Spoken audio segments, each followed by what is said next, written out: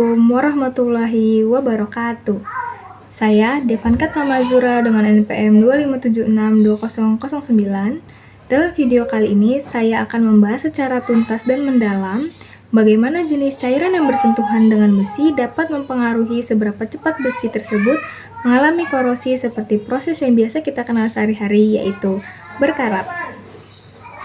Pernahkah Anda memperhatikan bercak coklat kemerahan pada pagar besi atau baut kendaraan yang mulai mengelupas? Karat mungkin terlihat seperti masalah kecil yang hanya merusak pemandangan. Namun di balik tampilannya yang rapuh, tersimpan kekuatan destruktif yang mampu meruntuhkan peradaban modern. Korosi merupakan proses kerusakan atau penurunan kualitas logam akibat reaksi kimia maupun elektrokimia dengan lingkungan sekitarnya. Besi merupakan salah satu logam yang paling mudah mengalami korosi karena mudah bereaksi dengan oksigen dan air. Korosi biasanya ditandai dengan terbentuknya karat yang berwarna coklat kemerahan pada permukaan besi. Korosi menjadi permasalahan penting karena dapat menyebabkan kerusakan pada bangunan, jembatan, kendaraan, pipa, hingga mesin industri. Kerugian akibat korosi tidak hanya berupa biaya perawatan yang tinggi, tetapi juga dapat mengurangi keamanan dan umur pakai suatu material. Korosi adalah reaksi oksidasi logam yang menyebabkan logam berubah menjadi senyawa yang lebih stabil, seperti oksida dan hidroksida. Pada besi, reaksi korosi terjadi ketika besi kehilangan elektron sehingga membentuk ion besi. Elektron yang dilepaskan dan bereaksi dengan oksigen dan air sehingga menghasilkan karat.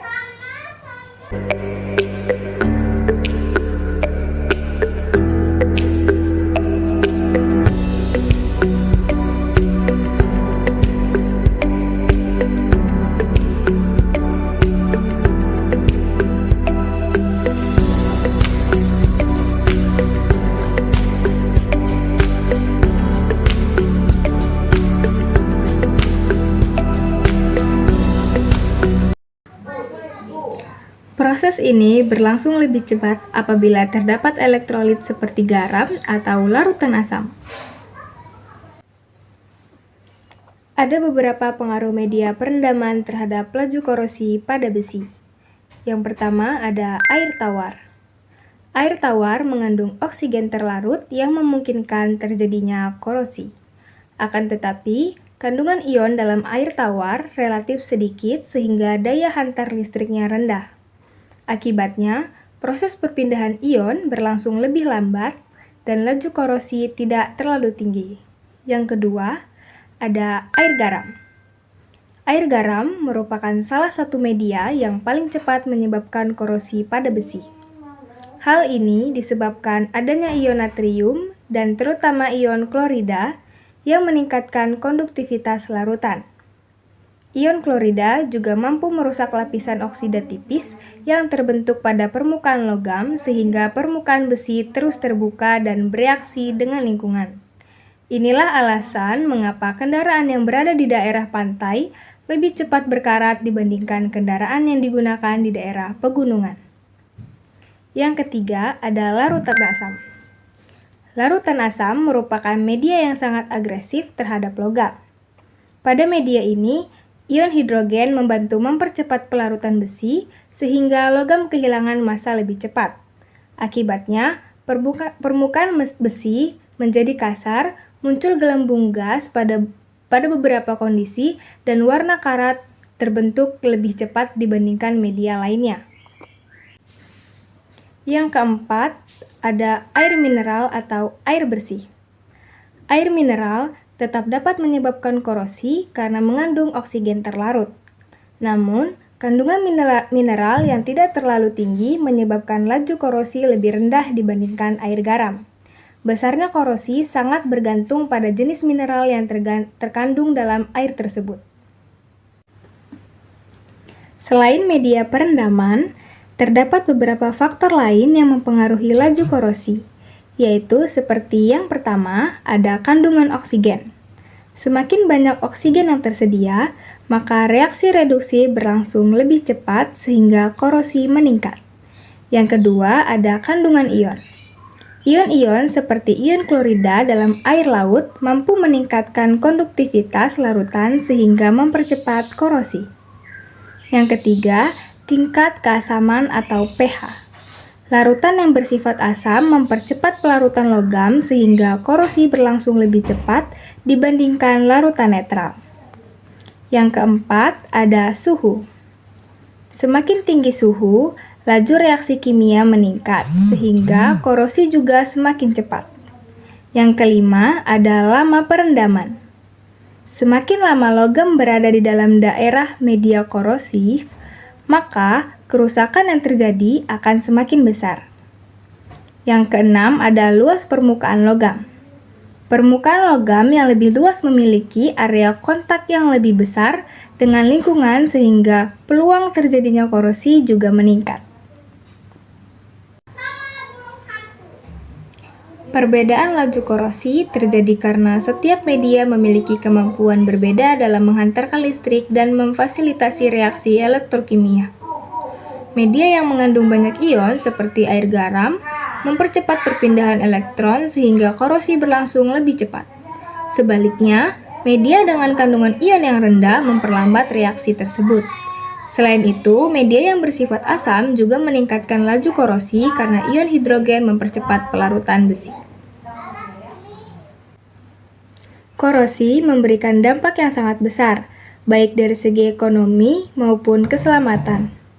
Beberapa dampaknya antara lain, yang pertama, menurunkan kekuatan logam, yang kedua, mengurangi umur pakai peralatan, yang ketiga, menyebabkan kebocoran pada pipa, yang keempat, menurunkan kualitas produk industri, yang kelima, meningkatkan biaya perawatan, yang keenam, menyebabkan kerusakan konstruksi bangunan, yang ketujuh, berpotensi menimbulkan kecelakaan akibat kegagalan struktur.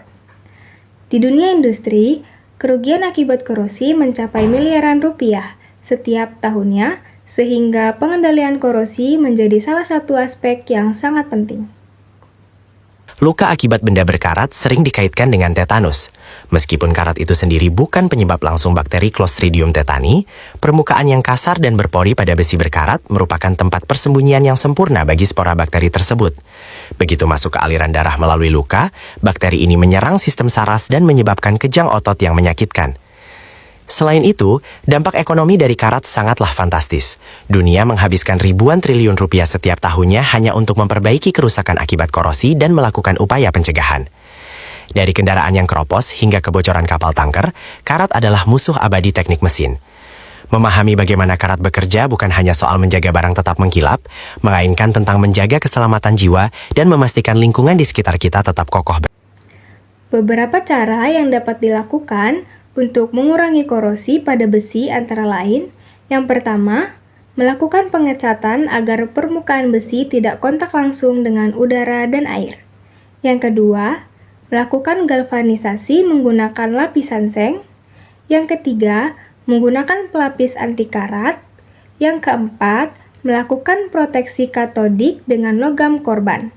Yang kelima, menggunakan inhibitor korosi pada media tertentu. Yang keenam, mengurangi kontak logam dengan air garam atau lingkungan yang sangat lembab. Yang ketujuh, melakukan perawatan dan pembersihan secara berkala. Dengan menerapkan metode-metode tersebut, laju korosi dapat diperlambat sehingga umur pakai material menjadi lebih lama. Media perendaman memiliki pengaruh yang sangat besar terhadap laju korosi pada besi.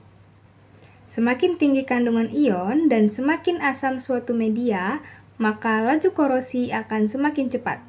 Sebaliknya, media yang memiliki sedikit ion akan memperlambat proses korosi. Pemilihan lingkungan penggunaan besi serta penerapan metode pencegahan korosi sangat penting untuk memperpanjang umur pakai material dan mengurangi kerugian akibat korosi. Sekian materi yang dapat saya sampaikan. Terima kasih dan wassalamualaikum warahmatullahi wabarakatuh.